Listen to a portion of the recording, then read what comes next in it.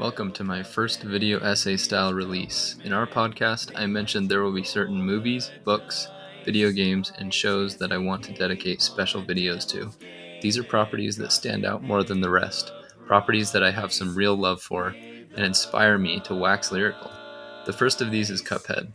Make sure to like and subscribe if you enjoy the video to help us grow so eventually we can become a massive, soulless channel that wields devastating power that you can't even fathom. With all that out of the way, here we go with Cuphead. There are many words and phrases I could use to describe my experience with Cuphead. Bombastic, frustrating, masochistic, an exercise in grit, beautiful, thrilling. You green-ass, cheap-shotting-ass dragon bitch. But there's one word that I think encapsulates how I feel about this game better than anything else. Masterpiece.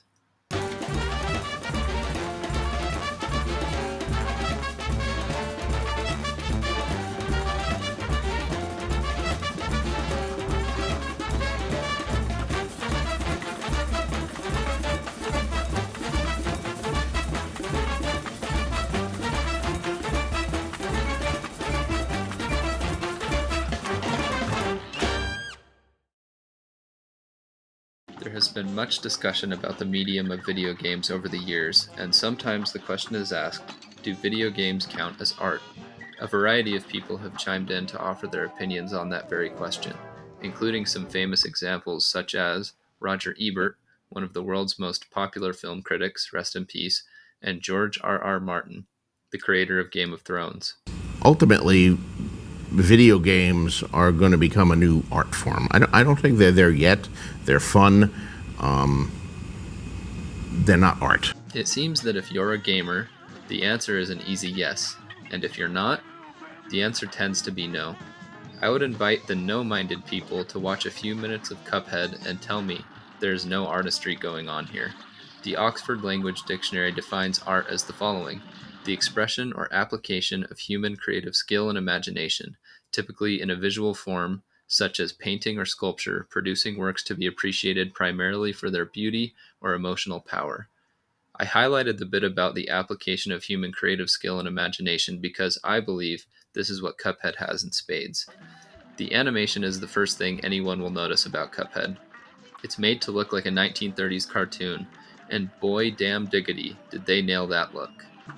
These bosses have been painstakingly hand-drawn and classically animated. The base game represents an absolutely absurd 50,000 frames of lovingly crafted artwork to make the game look and animate the way it does. The nature of the animation itself, besides being a stunning aesthetic choice, introduces this game into a very special club that I like to call the Evergreen Club. Games that get into this club are games whose art styles ensure that they will always be beautiful, no matter when a player might decide to pick them up. Other examples I would class as evergreen include Dishonored, Borderlands, and the BioShock trilogy, but none of these pull the trick off quite like Cuphead. Simply put, you will not find another game that looks like this, and you'll be hard-pressed to find a game that will look good forever, quite like Cuphead.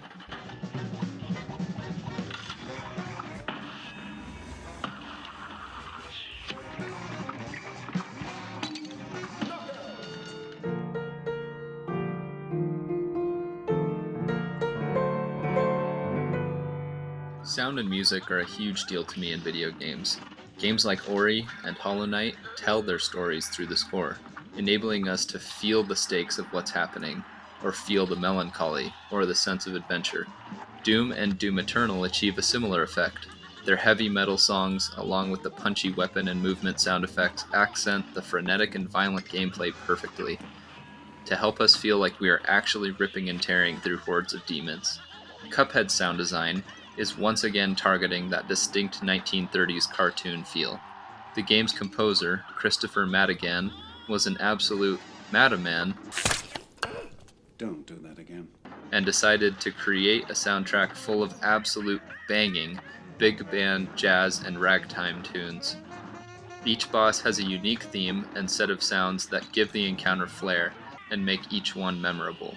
You will initially feel like you never want the fight to end so that you can savor the incredible atmosphere created by the marriage of the music, sound effects, and animation, until you get your ass kicked 20 times in a row. The overworld is also packed with audio detail that is just amazing. From Pork Rind's off-putting and distorted voice to King Dice's goofy waiting room theme. I'm Mr. King Dice, I'm the gamest in the land. I never play nice, I'm the devil's right-hand man. From the little cactus girl you find in the DLC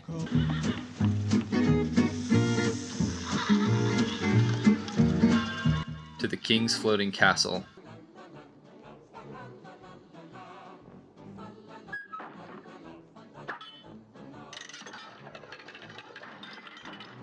The sound design of this game just floored me.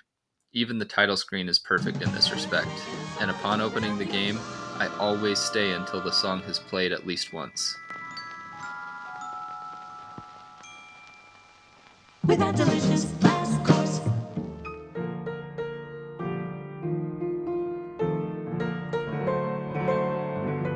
It must have been a crazy experience to have been part of the creative team that got to design the bosses for this game. If not for the seemingly limitless freedom they had to let their imaginations run wild, then at least for the copious amount of drugs that they must have been on to come up with some of these bosses. Let me just list a few for you. A candy queen who sends out her various candy minions to do battle before her whole castle comes to life and starts charging you. A ghost train. Really hard to describe this one, but it just looks amazing. A cowgirl who is a girl cow that slings guns and wears a saloon as some kind of a dress while you chase her in a plane. A pack of deranged vegetables who must be defeated in sequence, as if the player is plucking the necessary ingredients from the garden for a hearty stew. This absolute sucker of a dragon, who I hated, but is too pretty not to mention. Plus, at a certain point, he opens his mouth and anthropomorphized fireballs begin marching out as if on parade. I could wax lyrical about the invention and elbow grease that must have gone into the design of every boss in the game. By the way, there are 19 in the base game, and an extra 12 from the DLC. Some bosses even pack multiple mini-bosses into their fight, like the King Dice fight and his Vice-themed minions. Or in the DLC at the King's Leap, the player must battle mini-bosses comprising the different pieces on a chessboard, who, by the way, can only be hurt through the parry mechanic, which is unlike any other boss in the game. Each fight is unique, each fight is masterfully constructed and devilishly imaginative.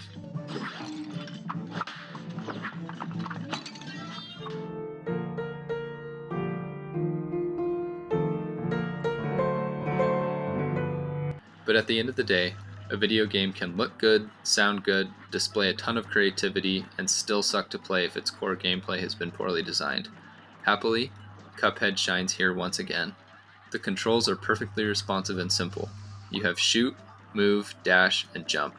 Of course, there are a few more things to know about, like the parry mechanic, which is just hitting the jump button whenever you land on a pink projectile, or a button that locks Cuphead into place so he can shoot without moving.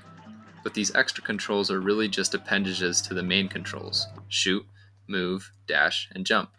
I think because this game's controls are so simple, it tightens the experience perfectly and allows the gameplay to feel very responsive. I never felt that any segment of the game was overwhelming, which is weird when you look at some of the gameplay for the more bullet hell style bosses. But I always knew what had gone wrong when I died, and subsequently what I needed to look out for on the next run. That being said, this game is very challenging, and won't be for everyone. You have to be okay with dying over and over again on each boss encounter, until you unlock the strategy you need to take them out. But, for the gamer that likes a challenge, this is difficulty perfected. Simple controls that reassure the user that they're not forgetting about anything, you just need to get good. A helpful progress indicator will also show each time you die, that can give you hints as to how you might adjust your strategy next time to make it to the next goalpost. And overall, just a tightly designed iterative gameplay experience that encourages and rewards trial and error.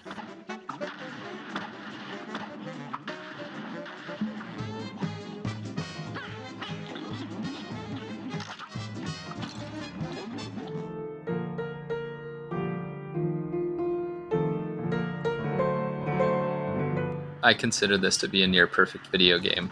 Again, it certainly won't be for everyone, but I would encourage everyone to give it a try.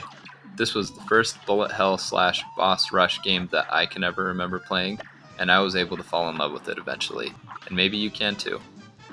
I would say I hope they make a sequel, and most of me still hopes that they will someday, but if they don't, at least I can always go back to this brilliant, weird, frustrating, one-of-a-kind gem of a game.